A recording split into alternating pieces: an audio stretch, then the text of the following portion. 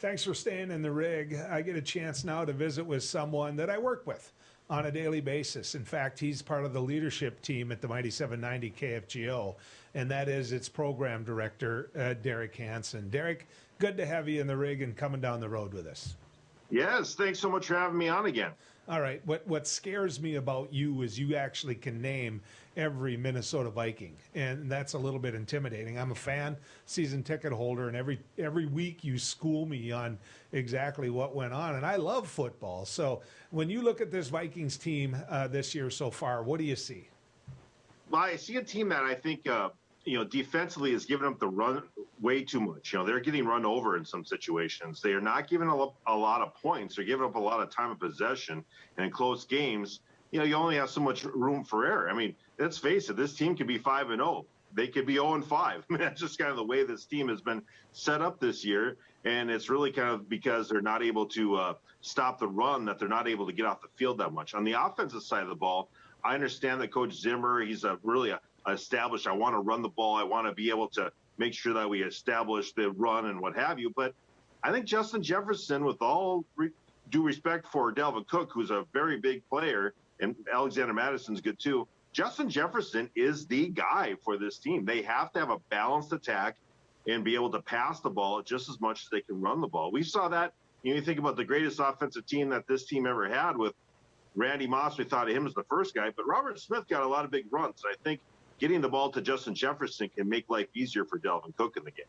So, does Anthony Barr change that makeup a little bit? We finally saw him back on the field last week after, a year and a half almost hiatus. And we know the guy can hit. Ask if you don't believe it, ask Aaron Rodgers. He knocked him out for, a year? Right. So does Anthony Barr change that to the point where, they've really only got one way to run against this team now with Kendricks and Barr out there? Well, you would hope so, but even against the Lions when he was back in action, it seemed like the Lions could run the ball at key times, especially after they got the fumble. They ran right into the end zone before they threw for the 2-point conversion. So, and it sounds like he's a little bit dinged up again after this week. He was on the injury report. In theory, you're exactly right, Joel. They should be able to run the ball more, but or should be able to stop the run more with him in there. And you got to wonder if he's maybe on his last legs too. It's hard to believe. The shelf life for a lot of these NFL players, unfortunately, if you get a few injuries, can be not for long as the NFL, and that's kind of where he might be at right now. I hope I'm wrong, and I hope he makes a big impact coming up on Sunday. There's a couple of things with this Vikings team that I see that that you might disagree with, but I think they've improved on. And I realize we lost one game for sure to a field kicker or a field goal kicker that missed it. I get it. I understand it. But I think the special teams are better this year. I think the special teams this year for the Vikings are better. And I'd like to get your take on that. No doubt the punter's better, right? I mean, he's doing a really good job of being able to flip the field and have a little bit more hang time. I totally agree with you there. I think, Greg Joseph is just going to be one of those cases. Look at last Sunday with the Bengals and Packers, and, look at how Carson Wentz lost his game on Monday. This field goal kicking thing, these guys can boom them, but they're asked to do it so many times. Percentage-wise, they are going to miss a few. And I think part of the reason we're seeing so many times is these coaches, I think they're playing not to lose many times. Instead of going for the 6, they're settling for the 3. We've seen with the Vikings, they're trying to get in, we're in field goal range right before halftime. Instead of trying to get that, go right after the jugular there, they're settling for these 3. And, it's a risky proposition right now. And I think that is a big factor why you're seeing more missed field goals. It's kind of like shooting 3-pointers, right? You're not going to make them all. Yeah, I was sitting there thinking about these young men and the field goal and where they sit. So many times what they do determines the game itself. You may look at them and say, they sit on the sidelines. They're not part of anybody getting hit out there. I mean, gee, leather up. I compared it to a friend the other day as though you're sitting there waiting for somebody on the PGA to make a big putt, and everybody's got to hush. You got to be quiet.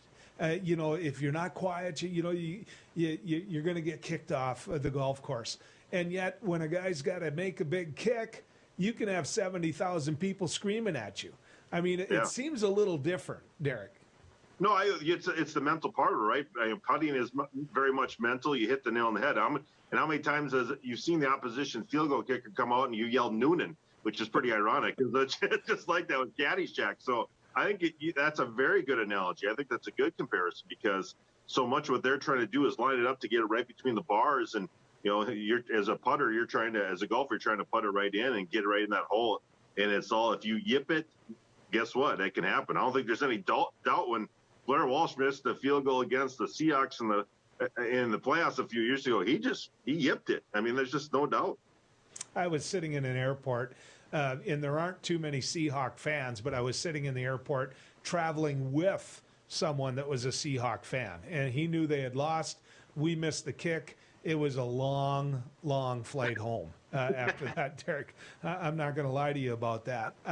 Looking at the Vikings schedule coming up, are my season tickets going to be worth anything? Because you're already seeing tickets get sold and they're not getting sold for face value. Are my season tickets going to be worth anything after a couple weeks here? I think in this game, you're not going to look at it too much as, they're out of it. But if they win, they're certainly in it. Then there's no question that they will be. Getting the week off might be good for this team, right? To get a little bit healthy after this week's game. And that might be a good situation for them. But it doesn't get much easier. You're facing the Cowboys are coming up, and then it's the Ravens with Lamar Jackson, the Chargers, who are red hot with Justin Herbert, who's one of the hot new quarterbacks, and then you got that team from Wisconsin coming into town. So yeah, it's a gauntlet after this one. This is kind of where you need to get one of the top teams right now in the NFC South. So yeah, there's no gimmies in the NFL. We certainly have seen that. So. Throughout late October, November, it is a little bit of a trial, so they got to get going here.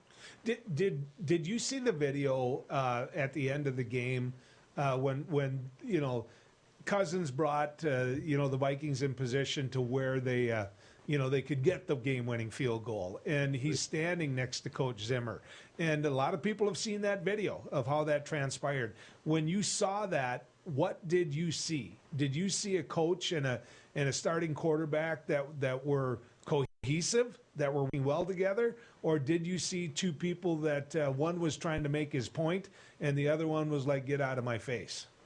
I think what I saw was Kirk Cousins doing his patented. I saw the actual video. What he actually said was he did that patented, you like that he did after that playoff win when he was with Washington. And it looked like Zimmer didn't appreciate getting shoved. Yeah. So that's what it looked like to me. It was like, what are you doing? Why are you shoving me like this? I think what Cousins was trying to do is just say, hey, excitement, we're in this, do all that. Zimmer was like, why are you getting your hands on me? That's what I took it as, because I don't think he appreciated getting shoved. I think he probably appreciated the excitement that his players had. But I know I wouldn't really. That's one of the last things I would do for you. If we get our ratings things back, I'm not shoving you in the chest, okay? Yeah, we high five, but I'm not going to do that. It was an awkward situation for sure to watch that. The upside for you and I is we've had a great chance to high five pretty much every ratings book we've had. So that's the good part. When you have an assistant coach jump in and kind of hold you back, I think that's an indicator that both you and I had a read on the situation. What's that? Yeah, that was awkward. Yeah. When we come back, we're going to get a chance to visit with Derek about the Major League Baseball playoffs. Where are we at? Tough game last night with the Giants and the Dodgers. Was it the World Series? We'll talk to Derek about it when we come back. Derek Hanson remains with us, and of course, everyone knows Major League Baseball. It's a tricky thing. You can have the two best teams in baseball, certainly by their records, ending up playing each other in the playoffs. That's what happened. You had the two winningest teams, both winning over 100 games, but they're in the same division. And that's the Giants and the Dodgers. And so the Giants were the winningest team. They had the home field advantage, but in the end, it didn't matter. And I'm just kind of curious whether or not that was the World Series. Let's bring Derek back in. Derek, a lot of controversy to end last night's game where the Dodgers moved forward. But, first question, was it as controversial as everybody thinks it was at the end of that game when the umpire called him out when it really was a check swing? Yeah, I mean, how many times have we seen that, right? Just not in that situation. I think it's one of the toughest calls to make with any official. You being a former official, when you're down the first baseline as an umpire, that's got to be a hard thing to see. Because even though you don't break a wrist, sometimes the bat can maybe go through the strike zone, and so it's hard to really know from that angle where that's at. So, and I think it's one of those things where sometimes I don't think it's called enough, and then sometimes it seems like you think he went there. So that's a tough one. It's almost like pass interference in football for me. It can really be such a judgmental call sometimes. I really do have some, but you take care of your business. I mean, maybe it can go and go out and get the first hit that was right down the middle and hit it out of the park. I mean, just baseball's kind of quirky like that. We don't know exactly what would happen, and it's unfortunate. That's how San Francisco's season's going to end. But you couldn't do anything during the game earlier in that point, so I don't know if we should really come down to that call. Yeah, they had 26 outs before all of that, and I think that's to keep in mind. I remember a quote from Rod Carew where I think it was a book that an umpire wrote, and you're probably going to know this and freak me out, but the umpire wrote a story about Rod Carew and how he blew the third strike and struck Carew out, which very seldom happened. And he went to Carew and said, "Man, I missed that one, sorry." And Rod looked at him and said, "Don't worry. I had 2 chances before that." I thought that was pretty classy, Derek.